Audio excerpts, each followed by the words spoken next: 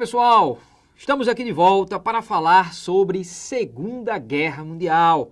A Segunda Guerra, que quando estudamos Primeira Guerra vimos que seus elementos foram absolutamente precipitados pela forma como o primeiro grande conflito, como a Primeira Grande Guerra se encerrou, e aí entender como essa Segunda Guerra também vai projetar uma nova sociedade também, um novo mundo que virá pela frente. Nas diversas searas que podemos pensar, no cotidiano, na filosofia também, por que não lembrar, né?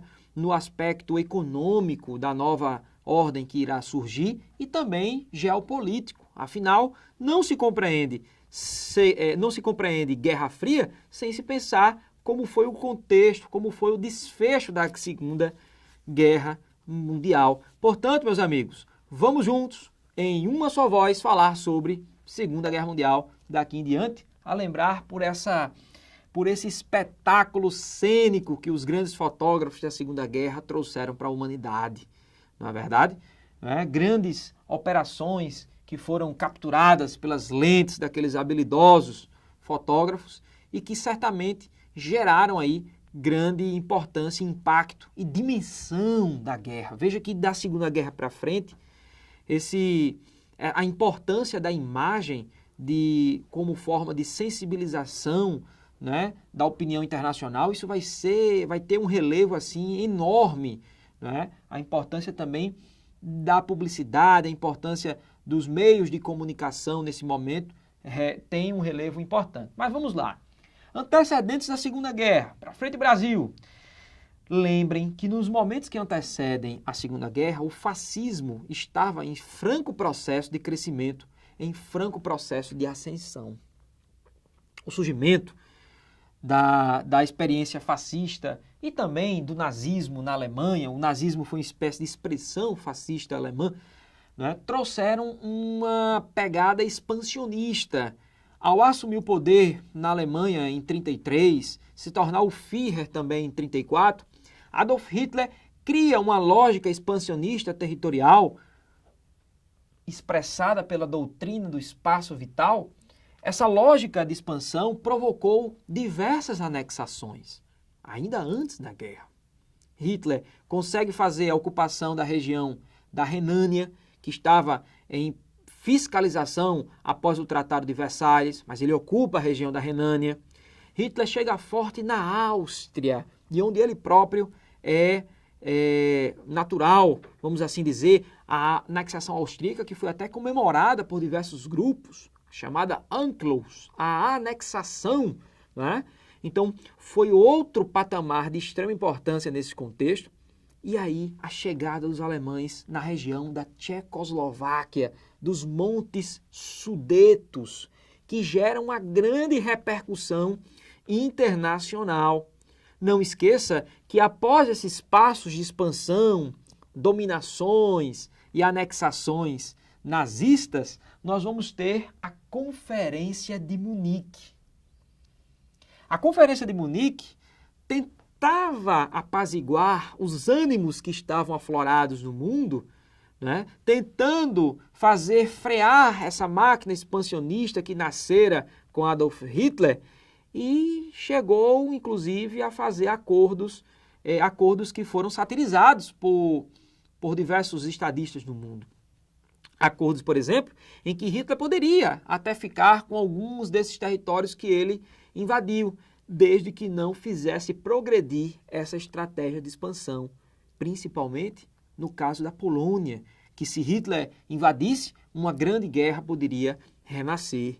E aí, desse modo, nós vamos perceber que essa política da Conferência de Munique, ela terminou fracassando, porque vieram os fatos seguintes que inauguraram a Segunda Guerra Mundial. Mas ainda perceba que nesse contexto nós temos a participação da Alemanha naquela Guerra Civil Espanhola.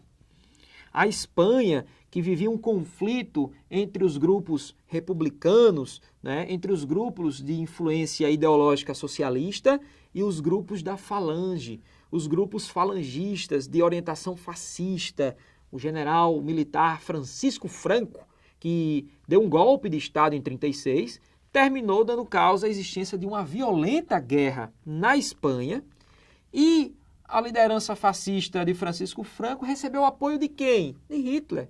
Lógico, o Führer nazista utilizou a Guerra Civil Espanhola como espécie de teste, como espécie de experimento de seu potencial bélico que seria utilizado na Segunda Guerra Mundial. Seria ali um test drive do que aconteceria mais à frente. Então, meus amigos, olha só o que o Hitler vai fazer.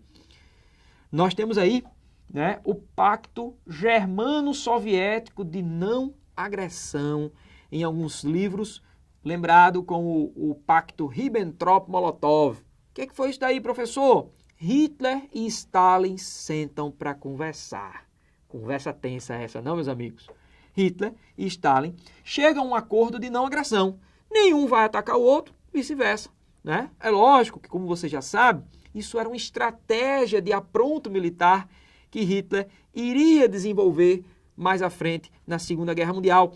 O fato desse pacifismo temporário com os soviéticos deixava os alemães livres para atacar o lado ocidental sem se preocupar com os soviéticos, né, que poderiam atacar de surpresa. Desse modo, né, vem aí a invasão que Hitler vai promover sobre a Polônia. E isso, meus amigos, você lembra, isso é a gota d'água, é o estopim para explodir a Segunda Guerra Mundial. Portanto, nós temos aí a invasão de Hitler em 1939 à Polônia, e isso foi o fato determinante para que a Segunda Guerra Mundial tivesse o seu início. Então nós temos aqui, ó, a formação das alianças, né? A articulação dos blocos beligerantes. Olha só, o eixo formado, né, por aquele pacto anticomintern, o pacto anticomunista, né, ocupado aqui pelos alemães, né, pelos italianos e pelos japoneses. Os japoneses que antes da Segunda Guerra também estavam desenvolvendo uma estratégia de dominação, uma estratégia de expansão, uma estratégia imperialista. O sonho do Japão era formar o grande império do Oriente, invadindo inclusive terras que eram da China. O Japão fez uma invasão contundente em 1937 sobre a China e depois também sobre outras áreas próximas. E a Itália de Mussolini, que também já estava desenvolvendo uma estratégia expansionista no norte da África. A atual região da Etiópia foi alvo de ocupação italiana com o apoio dos nazistas nesse contexto. Então, do outro lado, os aliados, né? A França, a Inglaterra, Estados Unidos, que também entrou depois dos episódios lá dos ataques japoneses em Pearl Harbor, no Havaí, e também a União Soviética, que tem seu contexto de entrada na guerra no momento em que Hitler desrespeita o Pacto Germano-Soviético de não agressão que a gente comentou há pouco tempo. Aquela dica, né, bem superficial. Não esquecer que há uma diferença das alianças da Primeira e da Segunda Guerra. O que era a aliança, tríplice aliança na Primeira Guerra, não é aliados na Segunda. O que era aliança na Primeira era o eixo, na Segunda, entre aspas, tá, gente? Nós sabemos que isso é apenas uma associação para facilitar você. Até porque na Primeira Guerra tem o Império Austro-Húngaro, aqui tem o Japão, né? E o que era Entente na Primeira Guerra, né, em termos de países, vai ter aqui os aliados na Segunda Grande Guerra Mundial. Então, meus amigos, entendido esse contexto que antecede o segundo grande momento de guerra do século XX, vamos para o conflito. Eu quero que vocês pensem a Segunda Guerra Mundial em dois momentos. Acompanha. Um primeiro momento, os 2 primeiros anos da guerra, que foram protagonizados, 2 anos e meio, que foram protagonizados pelo avanço do eixo, pela ofensiva do eixo, por várias razões que nós vamos explicar. E os 3 anos e meio derradeiros da guerra, eu quero que vocês entendam que houve uma virada dos aliados. Ou seja, um momento o eixo, um momento os aliados dão uma resposta rápida e contundente. O que é que nós vamos ver aqui? No momento do avanço do eixo, nós temos uma estratégia de guerra empreendida pelos nazistas, que foi a chamada Blitzkrieg, que você sabe quer dizer as guerras relâmpago. Mas, professor, o que foi isso? Os nazistas planejavam ataques rápidos, fulminantes, nas mais diversas esferas que você possa imaginar. Ataques, né, aéreos, ataques por terra, os panzers nazistas, os tanques de guerra que estavam a um nível mais rápido do que os opositores, né, as empresas, as estratégias de ataque também aéreo, como a gente falava há pouco, ou seja, a máquina de guerra nazista tinha um ataque muito rápido sobre as potências oponentes e os alemães rapidamente anexaram diversas áreas. Até 40, a Alemanha estava varrendo a Europa Ocidental com algumas raras exceções.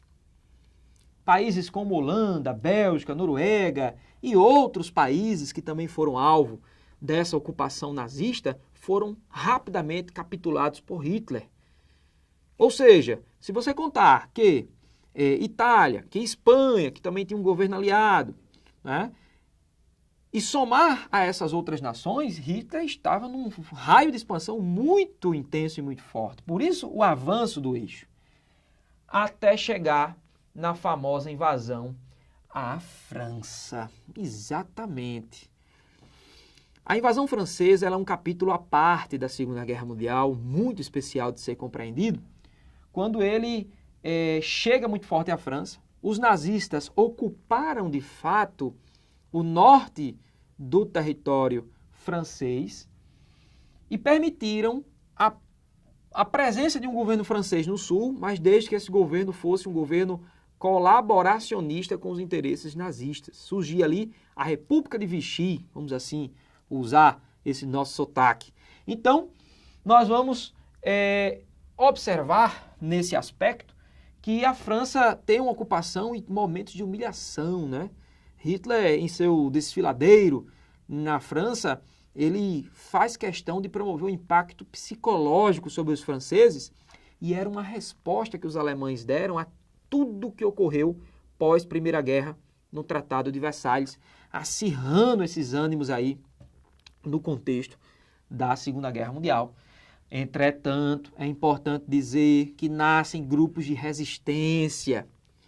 Na própria França, vale lembrar o general Charles de Gaulle, que comanda esse processo de resistência antinazista, e em várias partes da Europa, né, surgem guerrilhas de resistência contra os nazistas, grupos chamados de partisans, que montam toda uma milícia ali, várias milícias de guerrilha contra essas dominações nazistas, procurando de algum modo sabotar a dominação que Hitler fazia sobre esses outros países. Um momento inesperado, né? O Japão chega forte, né, no ataque contra as bases norte-americanas lá no Havaí, em Pearl Harbor. O Japão considerava uma ação desmedida dos Estados Unidos no Pacífico e fizeram um ataque forte lá em Pearl Harbor, e isso vai provocar o quê? A entrada dos Estados Unidos de modo mais intenso na Segunda Guerra Mundial, em 41, e nasce uma nova esfera da guerra, uma nova vertente da Segunda Guerra, a famosa Guerra no Pacífico. Também uma guerra à parte, um capítulo ali bem especial, polarizado entre Japão e também Estados Unidos. Então, um capítulo muito interessante que puxa e que atrai a presença americana e, como vocês sabem, né, inclusive a do Brasil, pois o Brasil entrou em entendimento com os aliados, né, Vargas e Roosevelt alinharam seus bigodes para que o Brasil apoiasse os aliados e que tivéssemos a participação na Segunda Guerra Mundial. Mas o que todos não esperavam, pelo menos alguns, aconteceu. A Alemanha rompeu o pacto de não agressão com os soviéticos. Aquele pacto, o pacto Ribbentrop-Molotov, que um não deveria atacar o outro, Hitler e Stalin, aquela amizade estranha que se formava antes da guerra, ela foi rompida.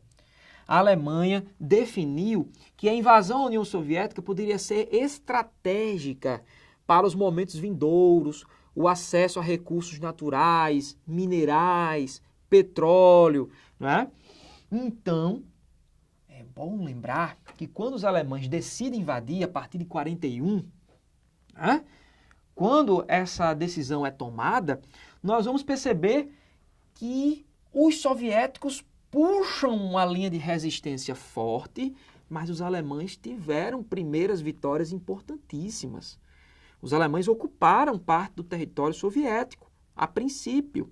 Só que os soviéticos desenvolveram uma resistência intensa, uma resistência muito forte nesse contexto, recuando, destruindo tudo que fosse possível ser de suprimento para as tropas nazistas, esses recuos, essas destruições chamadas de a política de terra arrasada que os soviéticos empreenderam, né?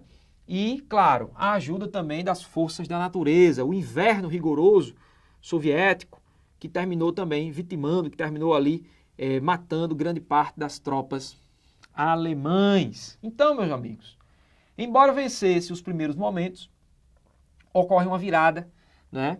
A Alemanha começa a sofrer um grande revés na operação soviética, começa a perder diversas de suas batalhas, até viu que ocorreu em 43, que a gente vai comentar, a Batalha de Stalingrado, né?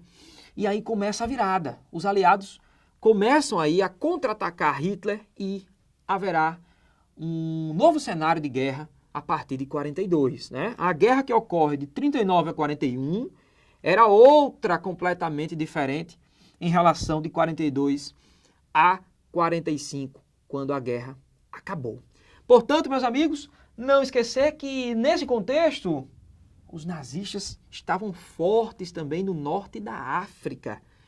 Havia um destacamento militar especial no norte da África, o Afrika Korps, um destacamento militar nazista, o general Rommel, a raposa do deserto, de confiança de primeira linha de Hitler, que ganhava ali diversas batalhas pelos alemães no norte da África e que, claro, teve um papel importante também pelo apoio dos italianos naquele continente africano. Desse modo, gente, nós temos aí um primeiro momento da Segunda Guerra Mundial, né? Uma primeira linha, e agora eu quero que vocês percebam e nos acompanhem o que vai acontecer depois, o que vai acontecer no avanço dos aliados e como essa guerra vai ter o seu desfecho.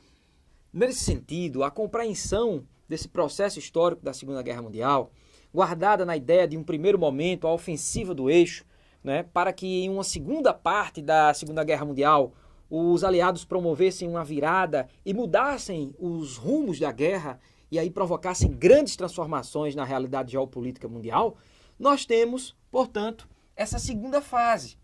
A partir de 1941, quando, falamos há pouco, a invasão alemã até a União Soviética não prosperou aquilo que Hitler poderia encontrar e aquilo que ele desejava, nós temos um segundo momento, o chamado avanço dos aliados.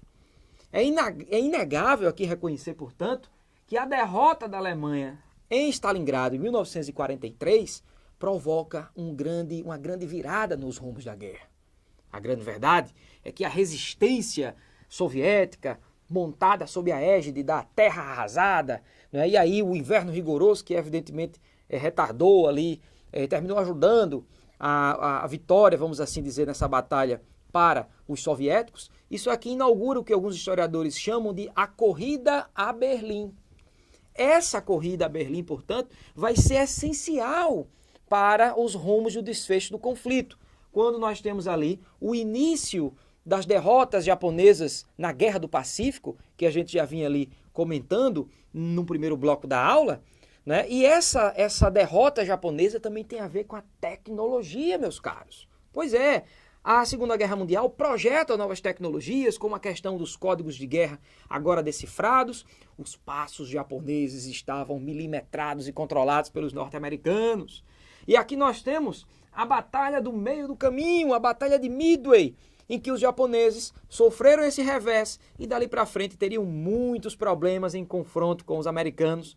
Vamos lembrar o nascimento da estratégia kamikaze, o vento divino, os japoneses lançando-se lá de modo suicida contra as navegações norte-americanas, uma forma ali ainda de última resistência naquele contexto da Segunda Guerra Mundial. 1943 era a vez do primeiro sinal da queda dos regimes fascistas. Benito Mussolini, derrubado do poder, chegou inclusive aí a ser linchado na rua, já não é mais força de guerra propriamente dita. A Itália, portanto, estava ali fora do combate direto, né? O dia D, o famoso desembarque na Normandia. Eu quero aqui ressaltar que antes da operação de 44 da Normandia, surge a chamada Conferência de Teherã. E nessa conferência, onde foi batido o martelo para a Operação Overlord, para fazer com que o ataque dos aliados aos alemães, ao lado do eixo, fosse um ataque fatal, objetivo, concreto, não é? Nós temos então aqui esse resultado da Conferência de Teherã, o ataque aliado sob a liderança do general Dwight Eisenhower, que chega, portanto, ao início da libertação da França a partir de 1944. Era a vez da França ocupada pelos nazistas, pelo menos a parte norte, desde o início da primeira fase da Segunda Guerra Mundial, e a gente dialogou isso aqui com você no Super-Humanas, e a famosa corrida a Berlim se concretizando. De um lado, os aliados prontos a chegar na Alemanha, de outro, do mesmo plano, os soviéticos também querendo marcar seu território e fincar a bandeira soviética em solo alemão, meus amigos. E aí, as notícias que sucedem não seriam nada positivas para o Führer alemão. Nós temos o seu famoso suicídio, 1945, a rendição alemã propriamente dita. Você certa vez já deve ter escutado dizer teorias conspiratórias, que será que Hitler ali ficou mesmo, morreu ou não, né? Há uma tese aí, vamos assim dizer, paralela, que ele poderia não estar ali morto, mas aqui, pensando na prova do Enem, vamos assumir essa vertente da história tradicional. Embora, né, a gente sempre debate isso no Super-Humanas, a história é sempre um conhecimento dinâmico, em que os fatos são sempre postos a novas interpretações.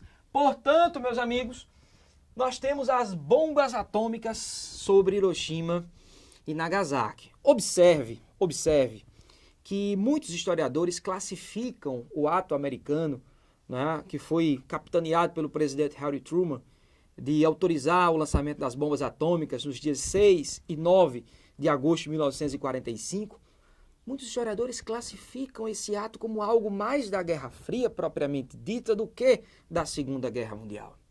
É importante perceber que os japoneses já estavam em processo de declínio nos seus rumos da guerra, desde as derrotas da Batalha de Midway, alguns anos antes, e que a estratégia de acelerar o fim da guerra propriamente dita precisa ser também entendida como uma mensagem, como uma notícia.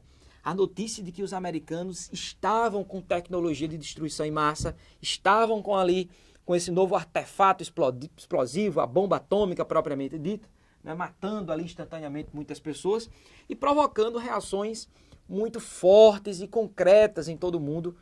Afinal, haverá uma agenda internacional da Segunda Guerra em diante acerca do tema armas de destruição em massa. Então, olha aí a bandeira soviética fincada em solo alemão, representando esse contexto do final da Segunda Guerra Mundial, né? Veja aí os destroços provocados pelos rumos que a guerra tomou, né? As famosas bombas atômicas. Mais uma cena também interessante, né? A devastação gerada pela letalidade do artefato. E esse cenário do pós-guerra, muito cobrado em questões, em exames, e com o Enem não foi diferente. Recente questão do Enem, inclusive, cobrou um tema especial, a Declaração Universal dos Direitos do Homem, justamente como um rescaldo de todo o processo provocado pelo Holocausto durante a Segunda Guerra Mundial. Então nós temos a criação da ONU, né? Já na transição entre 1947 e 1948, a criação da ONU reserva um espaço muito especial na geopolítica mundial. Não esqueça de refletir lá na geopolítica que vocês estudam aqui no Super-Humanas, a criação do Estado de Israel, como também resultante dessa variável do Holocausto. E, claro, a fundamentação do que vai se chamar na segunda metade do século XX de direitos humanos. Perfeito.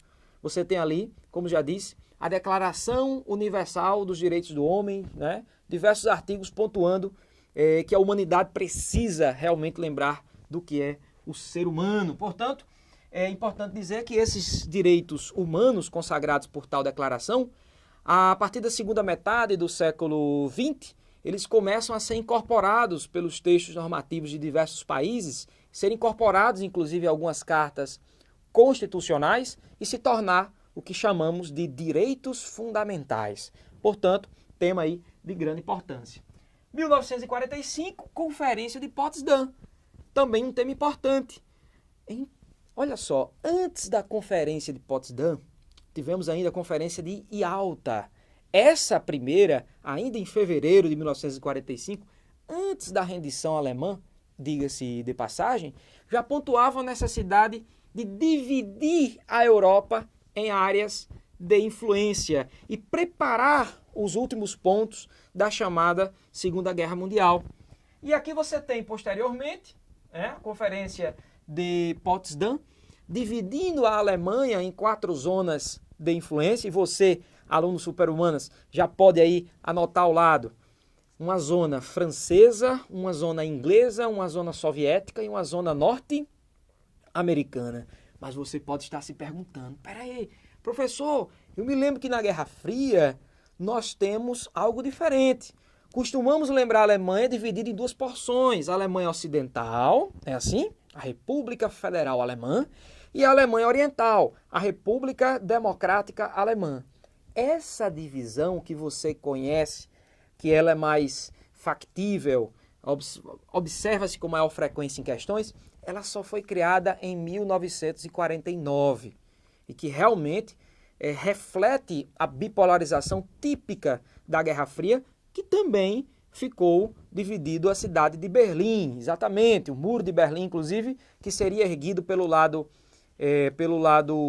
de influência socialista a partir do ano de 1961. Descolonização afro-asiática, outro ponto especial. Não esqueça que aqueles países africanos e asiáticos que durante décadas, desde o século XIX inclusive, estavam submetidos aos países europeus no processo conhecido como neocolonialismo do século XIX, era chegada a hora do aproveitamento desses estados lutar por suas emancipações, por suas independências. Então nós temos diversos países na África, na Ásia, empreendendo essas lutas, empreendendo esses conflitos para que possam, propriamente dita, conquistar essa independência. E, portanto, claro, a bipolarização. A bipolarização típica da Guerra Fria, de um lado os Estados Unidos, expressando os ideais capitalistas, do outro lado a União Soviética, expressando os ideais socialistas. Portanto, é importante estabelecer uma conexão entre essa bipolarização e os rumos que os últimos momentos da Segunda Guerra Mundial veio a projetar. Aquela concorrência ali entre americanos e soviéticos nas últimas conferências, certamente foi ponto primordial para a montagem do palanque que foi a Guerra Fria e que você conhece muito bem. E nós temos aqui o famoso Tribunal de Nuremberg. É importante perceber, o julgamento daqueles generais e militares nazistas que seriam julgados por crimes de guerra, e que muitos chegaram inclusive a cometer suicídio, até se evadir, se evacuar ali da região antes do julgamento. É importante perceber a importância do Tribunal de Nuremberg no aspecto como um tribunal inclusive de exceção. Nós sabemos que na linguagem jurídica internacional se tenta hoje combater, se tenta evitar essa ideia do tribunal de exceção, mas você tem que pensar a ideia do tribunal de Nuremberg a partir dos pontos do Holocausto. Exatamente. O Holocausto, que contabiliza oficialmente, vamos assim dizer, os números que a historiografia mais consegue alcançar, ali de 6 milhões de judeus mortos em campos de extermínio, que antes eram campos de concentração, e que, é evidente, gera ali uma grande sensibilização para esse tema tão importante. Não à toa, né? A própria criação da ONU se reveste dessa preocupação especial quanto a essa questão, a Organização das Nações Unidas.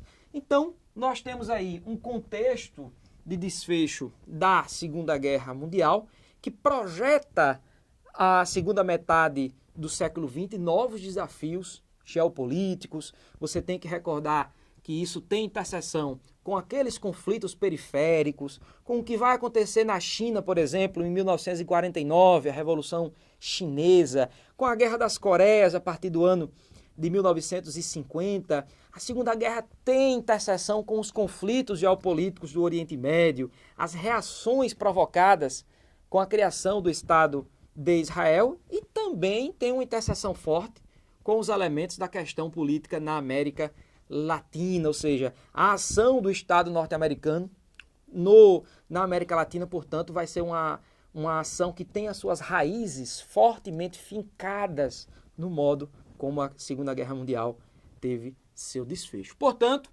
eu, professor Lucas Donato, espero ter aqui contribuído com esse assunto tão importante, esse assunto tão cobrado no Exame Nacional do Ensino Médio, e me despeço na certeza de que você está cada vez mais forte e preparado para os desafios que se aproximam. Um grande abraço, aqui fica o professor Lucas, vai dar tudo certo, até a próxima aula.